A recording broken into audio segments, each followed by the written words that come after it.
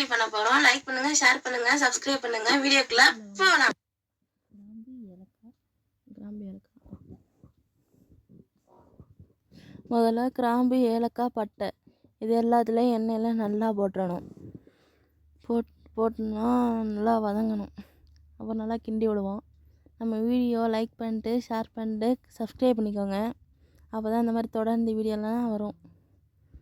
நல்லா கிளறி விடுவோம். நல்லா கிளறி விடணும். அடுத்து வெங்காயம் போட்டுப்போம். தெரிக்கிது பாருங்கள் மேலே.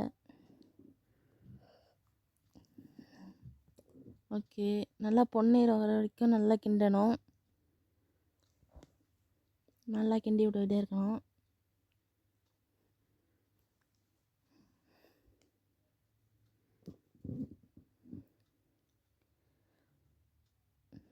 நல்லா பொன்னிறமாக வர வரைக்கும் கிண்டணும்.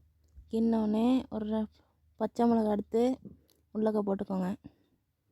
அப்புறமா இஞ்சி பூண்டு பேஸ்ட்டு போட்டுக்கோங்க. போட்டுட்டு நல்லா நல்லா கிளறிக்கோங்க. நல்லா கிளறி விடணும். அப்போ தான் நல்லா டேஸ்ட்டாக இருக்கும்.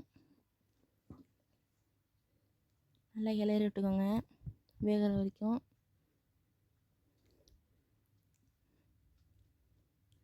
நல்லா கிளறி விட்டுட்டு அப்புறம் நல்லா வேகட்டும்.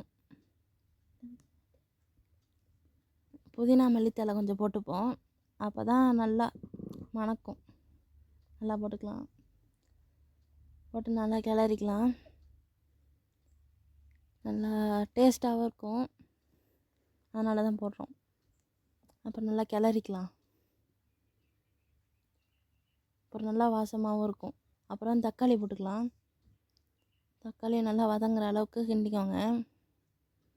நல்லா கிண்டி வச்சுக்கோங்க. கிண்ணோடனே எல்லாத்தையும் போட்டுக்கோங்க. அப்படி பார்த்திங்கன்னா லெக் பீஸ் இதெல்லாம் எங்கள் வீட்டு சரி நல்லா இருக்குன்னு சொல்லிட்டு கமெண்ட்டில் சொல்லுங்கள். நல்லா வதக்கி விடணும். நல்லா வதங்கினோடனே மிளகா பொடி, பிரியாணி மசாலா, பட்டை கிராம்பு பொடி இதெல்லாம் போட்டுக்கோங்க. போட்டுட்டு நல்லா போட்டுக்கோங்க. அப்புறம் நல்லா கிண்டி விட்டுக்கணும். அப்போ நல்லா கிண்டி விட்டுக்கோங்க. அப்போ தான் சூப்பராக இருக்கும் பிரியாணி. போட்டுக்கிட்டதுக்கப்புறம் நல்லா வதங்கணும். அப்புறமா தயிர் எடுத்துக்கோங்க. நல்லா சூப்பரான தயிர் 2 ஸ்பூன் போட்டுக்கோங்க. தயிர் நல்லா போட்டுக்கோங்க.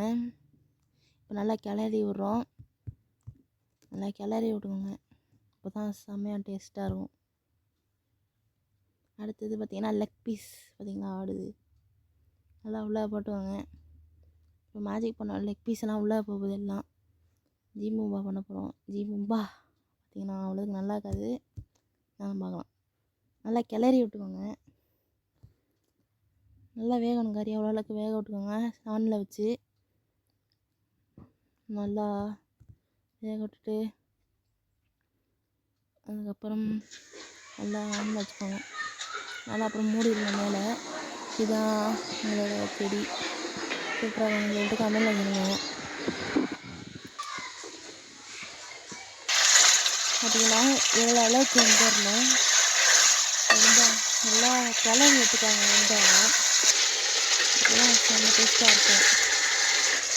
அடுத்து பார்த்தீங்கன்னா காஷ்மீரி அரிசி எடுத்துக்காங்க. ஊற வச்சு எடுத்துக்கணும். இந்த மாதிரி நல்லா தொடர எப்படி சாஃப்டாக இருக்கணும். எடுத்துக்கிட்டு இந்த லெக் பீஸெல்லாம் மாதிரி குக்கரில் மாற்றிக்கலாம். இந்த கறியெல்லாம் நல்லா உள்ளே போட்டுக்கணும். எல்லாத்தையும் உள்ளே போட்டுருங்க. உள்ளே போட்டுட்டு லைட்டாக தண்ணி ஊற்றிக்கோங்க. பார்த்தீங்கன்னா அப்படி நல்லாக்கா நல்லா சிம்மில் வச்சுக்கோங்க. தண்ணி ஊற்றிக்கோங்க. இல்லைன்னா 3 ஸ்பூன் போட்டுக்கோங்க தண்ணி. அடுத்து பார்த்தீங்கன்னா எலும்பச்சை சாறு நல்லா ஊற்றிக்கோங்க. போட்டுட்டு அப்புறமா எண்ணெயில் வறுத்த முந்திரி கொஞ்சம் போட்டுக்கோங்க. நல்லா டேஸ்ட்டாக இருக்கும். அதுக்கப்புறம் நெய் கொஞ்சம் ஊற்றிக்கோங்க. நல்லா அதுக்கப்புறம் தேவையான அளவுக்கு உப்பு போட்டுக்கோங்க. போட்டுக்கிட்டீங்களா, நல்லா கிளறி விடுங்க. நல்லா கிளறி விட்டுட்டு நல்லா வெயிட் பண்ணுங்கள். அப்புறம் நல்லா மூடிக்கோங்க.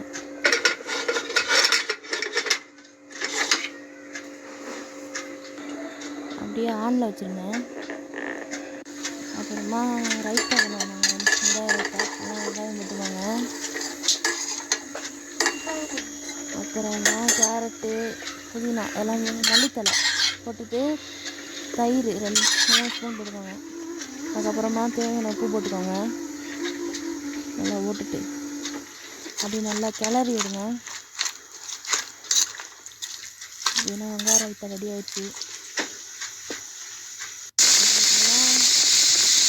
விசில் வந்துடுச்சு, நல்லா செம்மையாக இருக்குது, பார்த்துக்கோங்க. அவ்வளோதான். Bye friends.